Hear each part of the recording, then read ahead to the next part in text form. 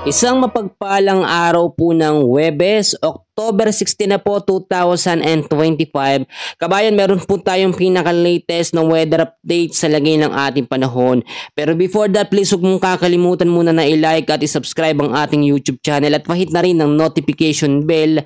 Maraming salamat po. Sa pinaka-latest na update po natin, ay papasok na po ng ating Philippine Area of Responsibility ang binabantayang LPA or banta ng posibleng bagyong Ramil dito po sa ating bansa. Ito po yung magiging pangatlong bagyo ngayong October at pang-18 naman ngayong 2025. Sa pinaka-latest track at lokasyon po niya, meron siyang layo na 1,715 kilometers east of Eastern Visayas.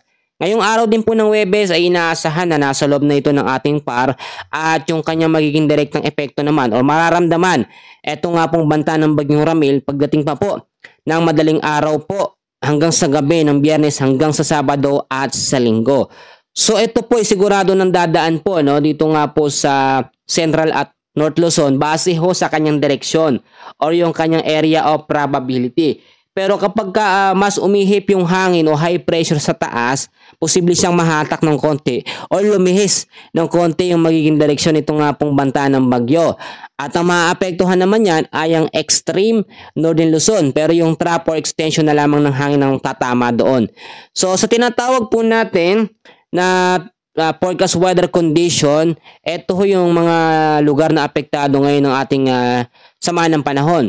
Sa area ho mga kaibigan ng bahagi ho ng Metro Manila, Visayas, Calabarzon, Mimaropa, Bicol Region, Nueva Ecija, Aurora at Bulacan, patuloy din po makakaranas yung mga lugar na yan ng maulap po na kalangitan at merong mga kalat-kalat na pag-ulan-pagulog at pagkidlat, lalo na ho sa may bandang hapon dahil po yan sa easterlies or yung malinsangang hangin na nanggagaling po sa karagatang Pasipiko.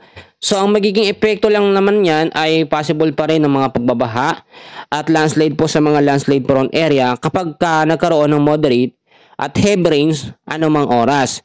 Samantalang sa area naman po ng Batanes, dito ho sa may Cagayan, sa Apayao at Ilocos Norte, ang weather condition naman po sa mga lugar na aking binanggit na yan, patuloy pa rin ang maulap na kalangitan with isolated light rains dahil po sa northeasterly wind flow. So marami nagtatanong, sabi daw amihan season na.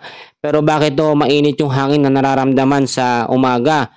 Pati daw sa madaling araw, hindi naman daw ganun kalamig. So tulad ng aking sinabi, nandyan pa rin po kasi yung easterlies or yung maalinsangang hangin na gagaling sa karagatang Pasipiko.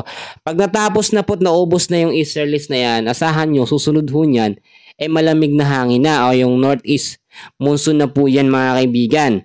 Manggagaling nyo sa may bandang Hilaga. So mag-ready din kayo kasi kapag malamig ang hangin at sinabayan po ng bagyong Ramil, posible talagang mas mahirap ang maging epekto nun. Baka mamaya yung mga pumapasok sa trabaho napasarapan tulog dahil sa lamig ng panahon. Yun ho, makakatipid tayo kasi hindi na tayo mag-aircon, lalo na po yung mga kulob ang bahay. So dito naman po sa ilang bahagi ng Luzon, patuloy din po makakaranas ng maulap na kalangitan at meron po mga isolated rain showers or thunderstorms dahil po sa easterlies pa rin. Sabi ko sa inyo, hindi lang naman Luzon ang apektado ng easterlies. Sama po dyan ang ilang bahagi po ng Eastern Visayas, yung mga lugar ho na yan, apektado din. So sa area ho ng Mindanao, patuloy pa rin patuloy din makakaranas ng maulap na kalangitan na merong mga isolated rain showers dahil po yan sa mga localized thunderstorms. Alam nyo, wag ho natin baliwalain yung mga thunderstorms. Dahil yan, kapag nagbigay ng mga pag-ulan, daig pa ang bagyo, malakas na bagyo. Kasi yung buhos ng ulan ng thunderstorms, lalo na kapag naging severe thunderstorms, ay kaya hong magpabaha sa mga lugar na hindi binabaha. Tulad ng aking sinasabi, mas matindi pa ang epekto ng thunderstorm kaysa po sa mga mahihinang bagyo. Though hindi naman ganoon tumatagal yung mga thunderstorms, minsan kasi 1 hanggang 2 oras, pero sapat na yan para magpabaha sa mga bahaing lugar or sa mga mabababa ang lugar. So hindi po natin pwedeng baliwalain lamang yan. Muli kong ipapaalala sa inyo na ngayong araw po ng Huwebes, ang pagpasok po ng banta ng Bagyong Ramil. Sa ngayon, marami nagsasabi na ito daw po ay magiging isang ganap na super typhoon. Well, wag kayong maniwala agad-agad dahil yun po ay panghahype lamang. Hindi po totoo na magiging super typhoon itong banta ng Bagyong Ramil.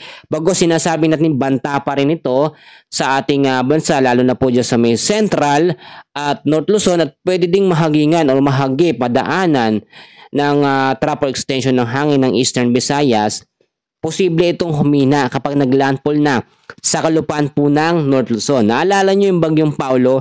Nung naglandfall po yan sa North Luzon, humina ho siya from severe tropical storm, naging tropical storm na lamang. So ganun din ang tendency at pagkakataon o tsansa na mangyari dito nga po sa banta ng Bagyong Ramil. So yung sinasabi kasi ng iba, habang binabaybay o habang babaybayin daw, no, ito nga pong banta ng Bagyong Ramil, ang karagatan po natin sa loob ng ating Philippine Area of Responsibility ay lalakas daw siya ng lalakas. Well, hindi yan lalakas. Bakit? Yung easterlies kasabay niya eh. So possible na mapigilan yung sirkulasyon ng malakas na epekto ng hangin niyang banta ng Bagyong Ramil dahil sa easterlies. Mag-alala tayo kung wala pong easterlies or mahina ang easterlies. Diyan makakadevelop o makakabelo ito nga pong banta ng Bagyong Ramil. Pero sa pagkakataong ito, sinasabi ko sa inyo, hindi yan magiging super typhoon. Kung may napapanood kayo at sinasabi super typhoon, huwag kayong maniwala basta-basta. Tulad na yung sinasabi, yung mga nararanasang pag-ulan, lalo na sa hapon, minsan malakas lamang. Ang sinasabi ng iba, super typhoon o malakas na bagyo na daw. So hindi po, no? Maraming ho tayong weather system na nakakaapekto sa malaking bahagi ng ating bansa. Ngayon kasi, ang nakakaapekto sa atin tatlong weather system. Ito po ang northeasterly wind flow, yung mga localized thunderstorms at itong easterlies. Ang easterlies mawawala rin yan paglipas ng ilang mga araw. Kapag nakakatodo na yung buhos niya talaga, no? At babalik naman o papalit sa kanya itong northeast monsoon. And then finally, yun na yung sinasabi natin na pinakahudyatang malalamig na talaga ng hangin, lalo na po sa bandang hapon, sa madaling araw at sa paggabi. Doon talaga mararamdaman na natin ang totoong simoy po ng Pasko. Ngayon kasi, wala na masyadong nagde-decorate, wala nang essence o wala nang pakialam yung ibang mga kababayan natin sa pagse-celebrate o paghahanda po ng mga Christmas light dahil nga po sa sunod-sunod na mga lindol dyan sa may Davao, dyan sa may Visayas area at yung Damiguan ay sinasabing tatama po sa may Luzon. So kung iisipin natin lahat yan, stress lang ang makukuha natin at hindi tayo makakapamuhay ng maayos. Pero kung meron kayo o meron tayong Diyos sa ating buhay, yun ho yung magpapakalma sa atin, magbibigay ng relax na dapat hindi tayo mag-alala sa anuman pong oras. Mga kaibigan, yun po yung pinaka-short na update lamang natin. No? So pasensya na kayo, medyo pause tayo ngayon, marami hong naging trabaho. Pero syempre, yung trabaho natin bilang tagapagbalita sa inyo, hindi ko po ito kakalimutan. Yan lamang update natin. Maraming salamat po.